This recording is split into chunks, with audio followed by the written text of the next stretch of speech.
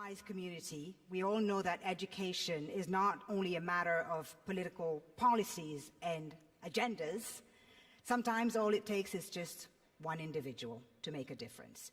Some of the greatest changes and social movements of our time were, in fact, initiated by individuals who felt compassion, who felt courage and dedication to bring about change in the lives of those who need it the most. And we have the privilege of having one such individual among us this morning. She has used her incredible global influence and talent to help the cause of education in her native Colombia. She is the founder of Fundación Pies Descalzos, the Barefoot Foundation.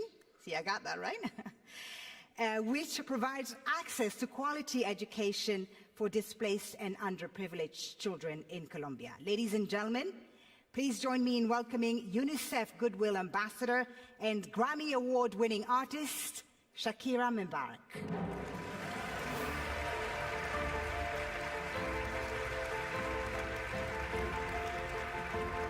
Thank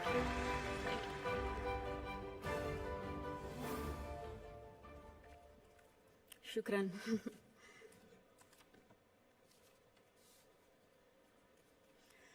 Good morning, Your Highness, Excellencies, friends and colleagues. I would like to thank you for the opportunity to be here today. It's also an honor to join forces with Educated Child, an organization led by a woman who is an amazing role model, a woman who has shown such relentless dedication to getting every child in school. This is such an exciting day for us because it marks the beginning of a new era in my home country, Colombia. Most of you may know me as an artist, as an entertainer, and that's indeed my calling and what I've been doing since I was 13 years old. But I never would have imagined when I started out that my work as an artist would end up being the vehicle for me to serve my greater purpose in life of working towards eradicating poverty through the power of education. As a Colombian citizen, inequality is a concept that sadly one becomes very familiar with at a very young age. It's a country like many others in Latin America where a few have a lot have almost nothing, and where if you're born poor, you will almost certainly die poor, and where people don't access equal opportunities. And because of that, generation after generation after generation live trapped in the same vicious cycle fed by prejudice and inaction. Growing up in my country when I was around 8 years old, I remember I saw kids my age who, instead of being in school, were already working in the streets, were barefoot in the park, kids like me, whose reality was completely different than mine, only because of the circumstances into which they were born. It was really hard for me to accept that something so unjust didn't have a solution. There had to be something that could be done.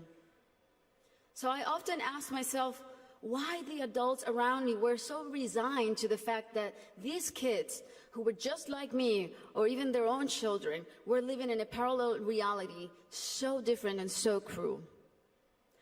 As Kofi Annan put it, poverty is intolerable in a world of plenty.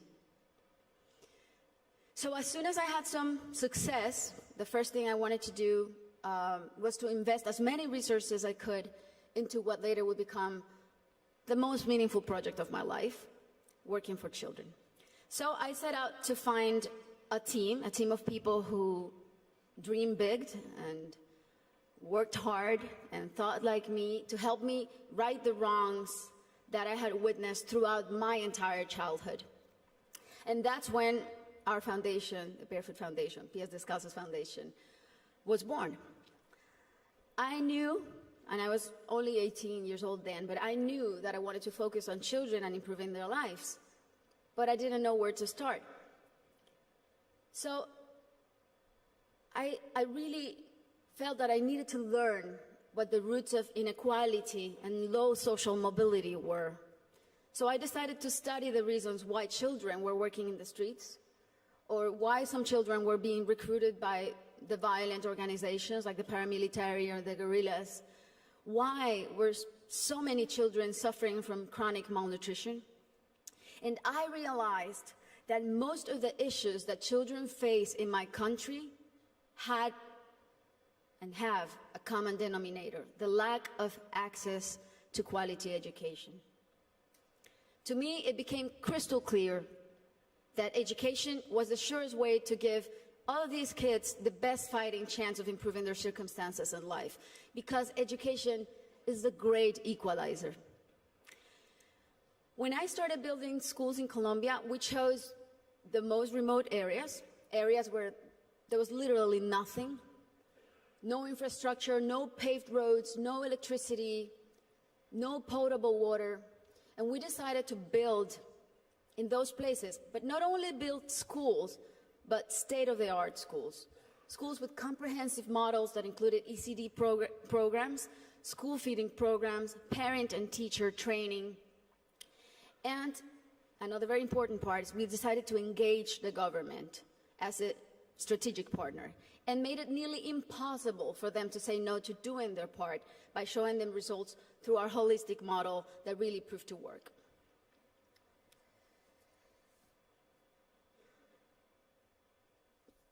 We noticed that as soon as a school is built in those places, everything is transformed. The improvements to the infrastructure were jaw-dropping. Electricity, potable water were made available, made accessible. Roads were paved. Malnutrition plummeted. But the best part of all is the academic results. The kids really responded academically. And now those kids who could have been recruited by the guerrillas or paramilitaries, or that could have had completely different outcomes for their lives, they're now on their way to the university and thriving in their communities. Some of them are athletes, some of them are professionals.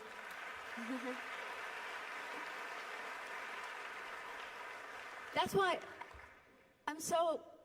it really is a thrill to work for education. That's why I'm so passionate about it, because I've really seen results that are as palpable as this podium.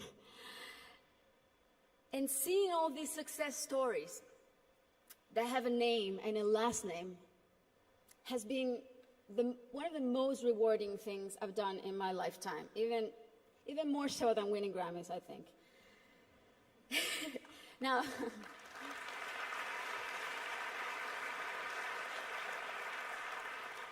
that said, our work is far from being done. Many developing countries are still rife with inequality and internal conflict, and there are a lot of kids who still need to be reached. History is not only the past. History, it's made every day in the present. And what matters now is how we go forward and how we fix what's wrong. And that is the real challenge. This is the goal of the SDGs, and what people like Her Highness and myself and so many more of you who are adamant about achieving are here for. Facts don't lie, and numbers show what an incredible return on investment a quality education provides. For instance, if all students in low-income countries left primary school with basic reading skills, 171 million people could be lifted out of poverty. Systemic change often begins from the bottom up rather than the top down. The government must take responsibility, and we should all put as much pressure as we possibly can, but the rest of all, the civil society, should also do their part. What we have discovered, both at PS Descalzos and Educated Child, is that many times only one single barrier to entry, such as no access to transportation or basic needs like a functioning bathroom, can prevent a kid from attending school or even put them at risk of dropping out. Sometimes all it takes to change a child's life is the security of a hot meal in school, or the ease of being able to hop on a bus that will leave you safely at your classroom's door. It's as simple as that. And these are simple interventions, and they don't cost a lot. The biggest effort really is in mapping the communities, in going door to door, searching for the out-of-school children, talking to the parents, talking to their families.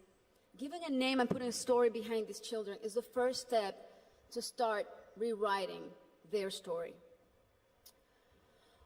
Over the next 3 years, we pledge to get 54,000 kids who are out of school or at risk of dropout into the educational system. Ultimately, more than 295,000 people will benefit from this project, including children, teachers, families, and community members. New schools and classrooms will be built. School kits and uniforms will be distributed. Children will be enrolled in school, feeding and transportation programs. Teachers will be trained in strategies and in how to identify those students who are at risk so they can receive psychosocial support. And we are extremely confident that this partnership is only the beginning and will be the model to replicate throughout my country until not a single child is out of school. This is our responsibility. Thank you. This is our responsibility to our children and our debt to fulfill for the generations to come. Thank you very much.